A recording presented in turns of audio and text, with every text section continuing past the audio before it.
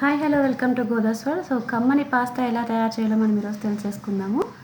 So నేను ఇక్కడ pasta కొన్ని నీళ్ళు వేసి ఉడికిచ్చానమాట. దానిలోకి ఆనియన్స్, టమోటా అన్నీ వేస్తున్నాము. సో ఒక కడాయి తీసుకొని అందులో టమోటా, ఆనియన్ మనం మగ్గించుకోవాలి ఆయిల్లో.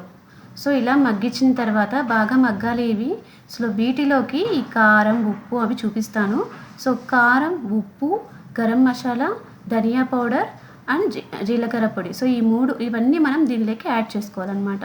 సో బాగా ఉడుకుతుంది. సో దీనిలోకి అంతా యాడ్ చేసుకొని అదంతా దగ్గర పడే వరకు చూడాలి. అదంతా దగ్గర పడ్డాక సో ఒక కప్లో మనము ఇక్కడ ఏం వేసుకున్నాం అంటే కార్న్‌ఫ్లవర్ పౌడర్ వేసుకుంటున్నాం ఒక స్పూను. సో దీనికి కొద్దిగా నీళ్ళు వేసుకొని యాడ్ చేసుకొని స్లరీగా ప్రిపేర్ చేసుకుందాము.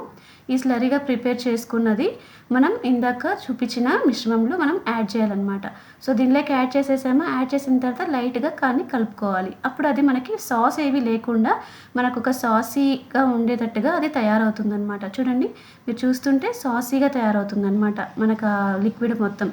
అలా సాసీగా అయిన తర్వాత దాంట్లో మనం ఉడికించిన పాస్తా వేసేసి బాగా కలపాలన్నమాట. సో ఇలా మనకి కమ్మని పాస్తా రెడీ అయిపోయింది. Thanks for watching.